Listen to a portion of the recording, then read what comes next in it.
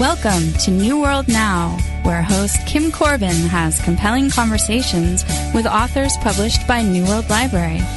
They will discuss their personal journeys and share practical tools we can use to be more aware, mindful, and present in our daily lives. Now, here's your host, Kim Corbin. You don't deserve it. Who do you think you are? You're too old, not pretty enough, barely talented. Recognize that voice? It's the voice of the inner critic. It's negative, it's catty, it's judgmental, it compares your worst to everyone else's best, and it's always finding evidence to prove its theory that you are not enough. My guest today, wake-up call coach and author Amy Ahlers, says the inner critic is a liar, and her book, Big Fat Lies Women Tell Themselves, Ditch Your Inner Critic and Wake Up Your Inner Superstar, offers a simple yet powerful step-by-step process for debilitating the critic's lies and replacing them with inspiring truths.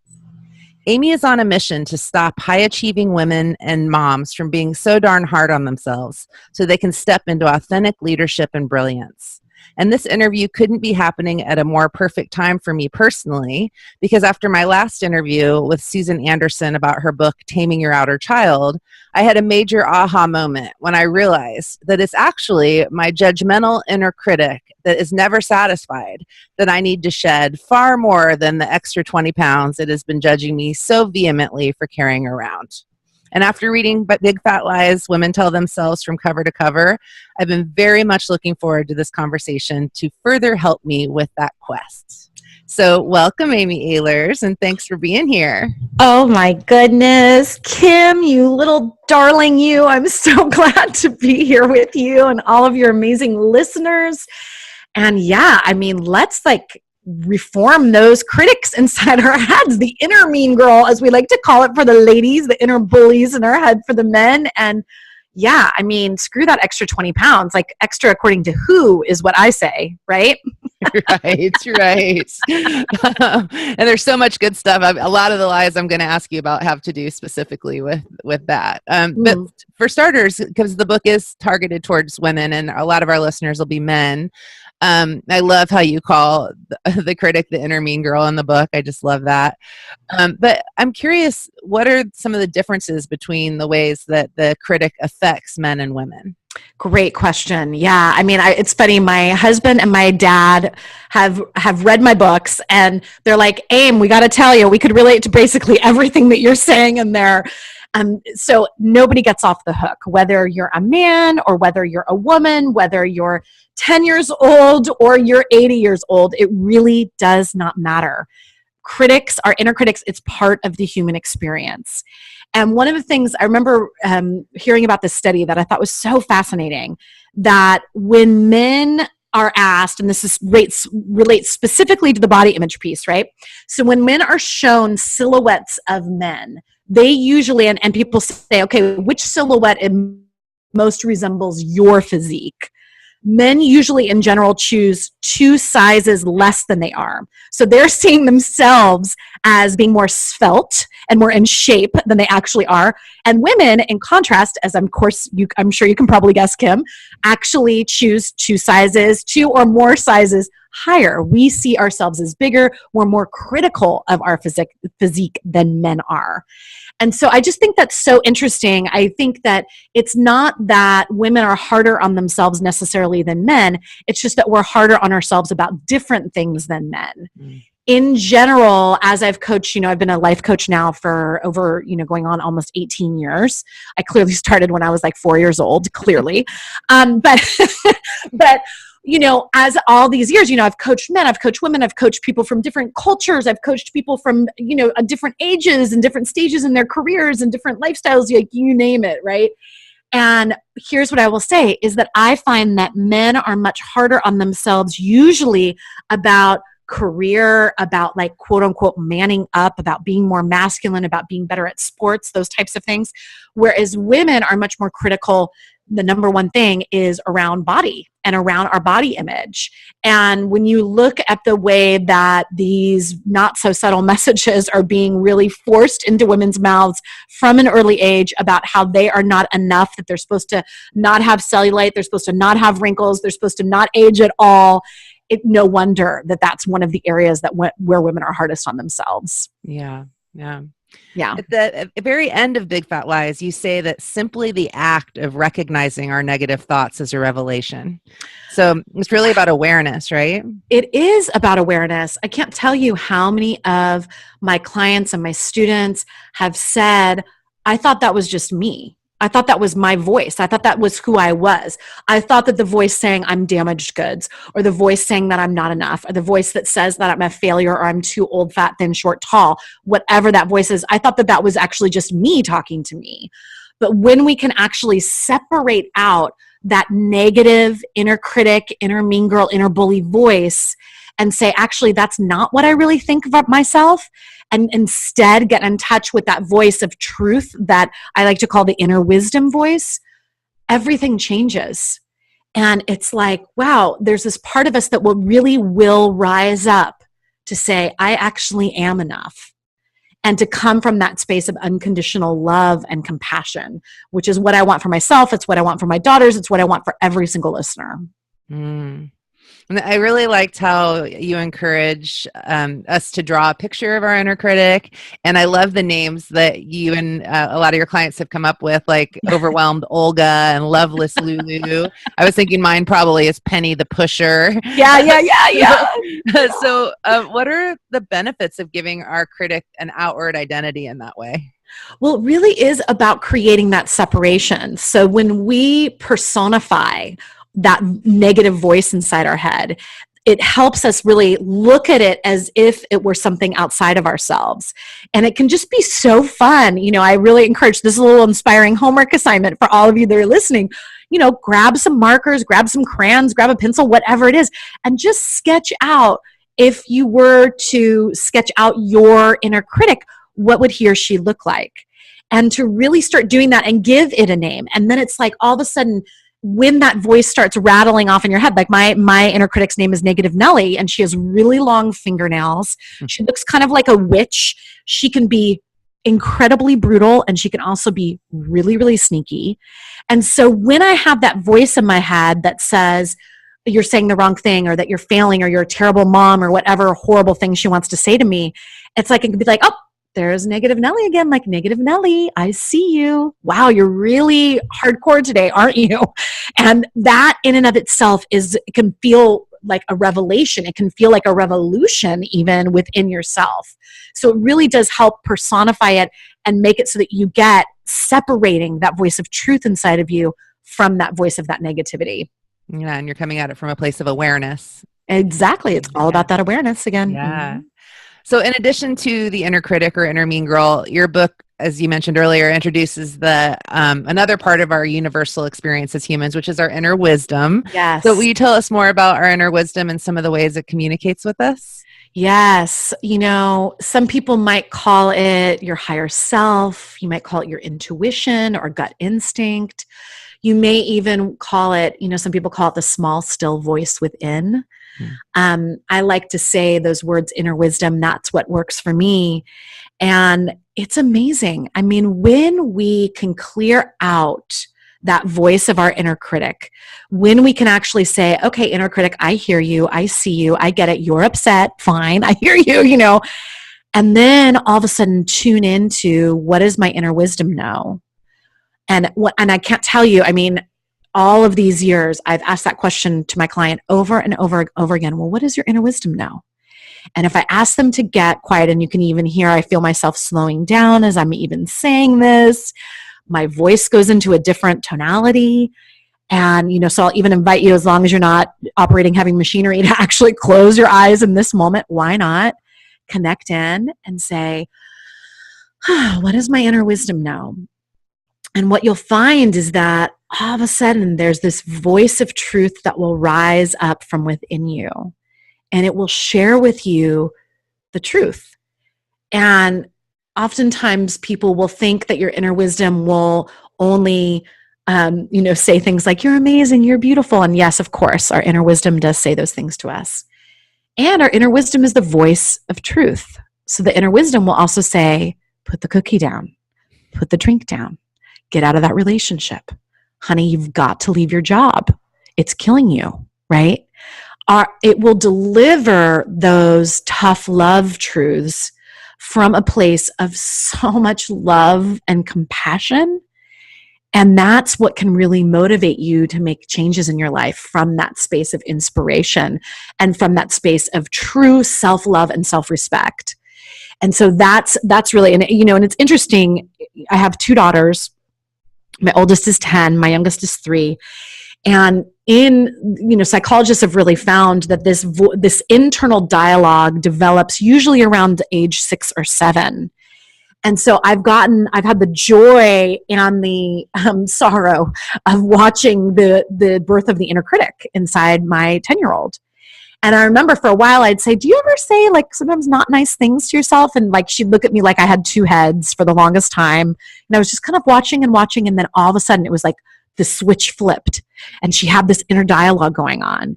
And I was able to then show her at a really young age, oh, that's the voice of your inner mean girl. That let's name her. And so she's drawn her, she's named her, all those things. And to also give her the gift of saying, and what does your inner wisdom know? For a while, we even called it like, what do the fairies know inside of you? So depending on the age of your children, if you have children or nieces or nephews or the children in your life, and really giving her that gift of connecting to that voice of truth from a young age and watching her really nurture and nourish that relationship. And so the first thing is just to ask. It's just to say, what does my inner wisdom know?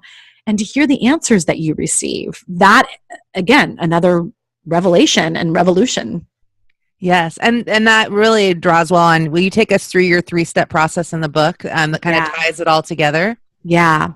So whenever you are feeling any sort of negative emotion, whether it's, mild annoyance all the way to absolutely outraged or completely depressed and in despair, you can use this 3-step process. So the first step is to ask yourself, what is my inner critic saying? What is my inner mean girl saying? And to just let your critic rant. And this first step can feel very counterintuitive, especially I know that here on this show, there's probably a lot of very spiritually enlightened people out there. And it's like, we don't want to give voice to the critic. We don't want to magnify it. It's that saying, what we focus on grows. And I promise I'm not going to leave you there. That's just step 1. But I think that it's really important to allow our critics to just have their say. And much like a tantruming child, I can assure you, eventually the tantrum ends. And sometimes it's just a second. Sometimes it's just a minute. Sometimes it goes on for 10 minutes, whatever. You can write it down. You can use big red marker and write it down, but let your inner critic rant. Bring it out of the darkness and into the light so she can be healed. So that's step 1. What does my inner critic know? Let her rant. And then when she kind of stomps her foot and gets that low blow in, whatever that low blow is, and she feels complete, then close your eyes for step 2, take a deep breath and ask, what does my inner wisdom know? And asking that question, especially after clearing out the voice of the critic, that inner wisdom arises and just allows you to hear something completely different. And it comes from that space of love. And then the third step, this is a neurolinguistic or programming and NLP technique, is to do some sort of physical movement while saying your inner wisdom's truth aloud, if at all possible. You can also just say it in your head. So for me, I usually tap on my heart a little bit. I have one client that kind of looks up towards the sky and really stretches her chest out. For you, it might be putting your hand on your solar plexus, whatever works for you, and saying back your inner wisdom's truth and really cementing in that inner wisdom truth. So again, step 1 is, what is my inner critic saying? Step 2 is, what does my inner wisdom know? And step 3 is to repeat back your inner wisdom's truth while doing a physical movement. Yeah, thank you. I love the simplicity and the power in that. Like it's such a good practice. Yeah. So do you want to do that real quick, Kim? Do you want to do a little sample of that on what you were talking about earlier? Okay. I kind of put you on the spot. Sure. Okay. So what is your inner critic saying to you about this? You said 20 extra pounds. What is she saying? Let her rant. my inner critic is saying you're completely out of control with your body. You have no self-discipline. You're not good enough. You should be better than you are. Yeah. You should be better than you are. You have no self-control. You have no discipline. You're out of control. Yeah. Heard. Got it. So I'm going to invite you to close your eyes and take a deep breath. What does your inner wisdom know, Kim?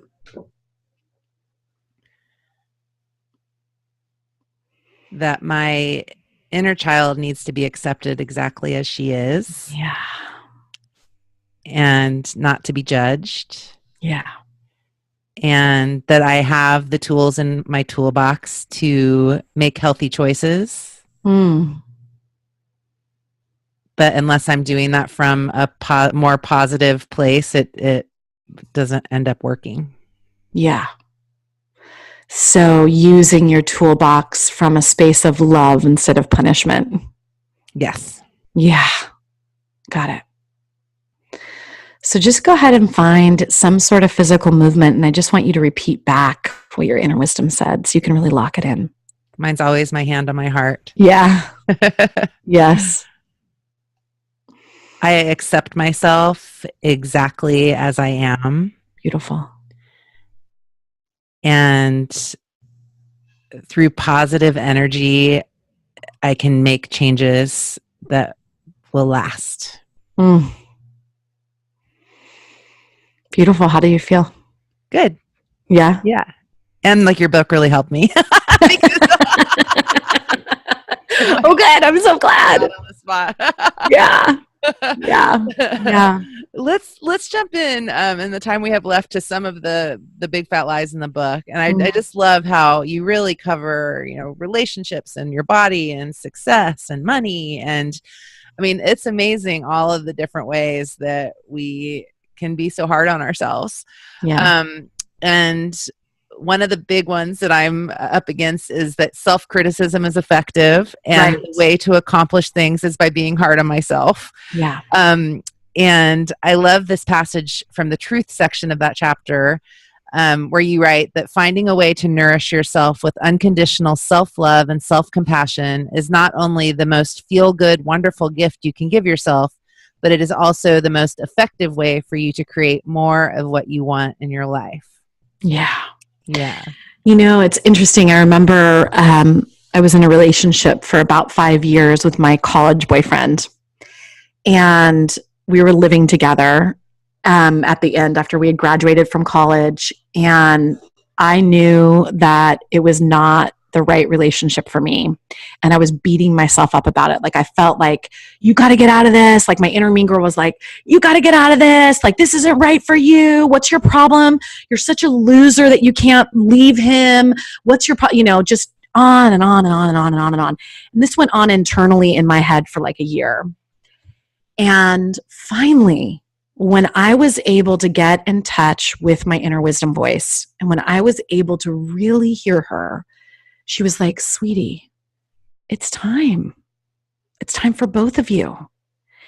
And it was only when I was able to get in touch with that compassion where it was like, oh, I love myself enough to get out of this relationship now. And I love him enough to get out of this relationship now. And that was when I remember very distinctly coming home and saying to him, it's done. And I never looked back. And then about 8 months later, I met my now husband, who I've been with for 17 years. So there you go. Love of my life, right?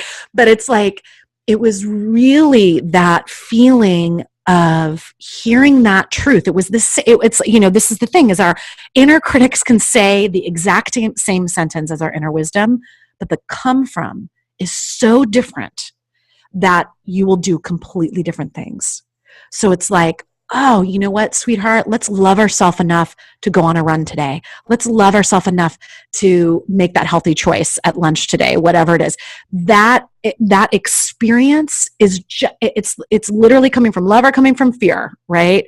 And it's just incredibly powerful when we can do things because we love ourselves enough to make different choices, whether it's in relationships or money choices or or food choices or what have you. It's just a completely different way of being, and you get totally different results. Yeah. Yeah. And this one relates as well, which is one of these days I'll win the battle of the bulge. Yeah. And you say that we have to give up the battle or need to give up the battle and start celebrating our bodies today. Yes, for sure. And I think that, that whole battle of the bulge, like that languaging around it, to be at battle with our own bodies, it's absurd. It's absurd. And I'm speaking from being a woman that is not a size 2, believe me, and I just had my 44th birthday and I was like, okay, 44 feels a little different than 24. I'm here to tell you in this body of mine. But it's like we can either be at a battle, at war with our bodies, to feel like we're in jail with our bodies, or what would it be like for us to appreciate all of the things. I mean, just right now, the fact that our blood is pumping to, that we can move our arms, like it's a trip when you really get into it, right? And to be able to be, and for you, the way that you skip all over the place. I mean, what a joyful way of being, like really appreciating, thank you, body, for letting me skip, right? So, and being around children, what a wonderful way to appreciate your body, because they're in, I have my 3.5-year-old, she's in just all of this discovery about, mommy, look at what I can do. And she'll just kind of strike a pose. And I'm like, whoa, that's cool. So go and be around the kids and they'll remind you of how we don't have to be in a battle with our bodies at all. Yes. Mm-hmm. Thank you for that. Mm-hmm. We have just a couple minutes left. And so I think just for the last, and I really encourage people to pick up Big Fat Lies Women Tell Themselves. We just covered just a few of the lies, and there are 59 lies in there. And it's really amazing the different ways that it can show up. Mm-hmm. But I'm just curious if you have any parting, words of advice or wisdom for people who are ready to really kind of claim their inner superstar and move past their inner critic. Yeah. Here's the thing that I will say is that when you begin really doing this work, and I'm sure a lot of your listeners are on that path of really doing work on themselves. And what I can tell you is I feel like we have this big fat lie out there that says something like, if we're on this path, if we're working on ourselves, if we're going into the personal growth, and if we're stretching ourselves and spiritual people and doing a spiritual practice, that we shouldn't get thrown off course by anything. That we somehow should always be able to, it's almost like the expectation that we can then put on ourselves is to not be human anymore. And I feel like that in and of itself is so punishing for us to have those expectations of ourselves. And whenever we're risking, whenever we're growing, whenever we're doing something new, it is really good growth news to have your inner critic show up. So it's like for me, when I'm launching a new book or doing a new project at work, I can count on that my inner mean girl is going to show up with a megaphone. When I am, I've been doing some 10K races this year and really trying to explore doing running in a different way. You can bet my inner critics are going to be there with a megaphone when I do that. Whenever my children go into a new phase of life, my inner mean girl is right there with a megaphone telling me that I'm failing and suck as a mom. So it's like, that is normal. That is part of the human experience. It's not about perfection. It's about being present and really having that toolbox that we can go to, and having a community and listening to shows like this to really inspire us so that we can continue to know that we're not alone. So knowing that your listeners are just such beautiful souls that are doing such great work in the world, I just wanted to remind them to not be hard on themselves about the times when their feathers do get ruffled. That's part of the human experience for sure. Oh, thank you for that. And thank you, Amy, for your amazing way of shining so bright in the world and empowering all of us to do the same. I really, really appreciate and love you. Oh, right back at you, Kim. You're amazing. Thank you so much. Thank you. For more information about Amy Ahlers and Big Fat Lies Women Tell Themselves, visit her online at www.wakeupcallcoaching.com. And also be sure to check out the amazing Mama Truth podcast that she hosts, which is all about embracing the messiness and magic of motherhood. I'd also like to invite you to join the New World Now podcast community on Facebook, where you can be a part of discussions about current episodes and stay up to date on the latest and greatest podcast news. Simply search for New World Now podcast on Facebook to join the group. I hope to see you there and look forward to connecting on future episodes of New World Now.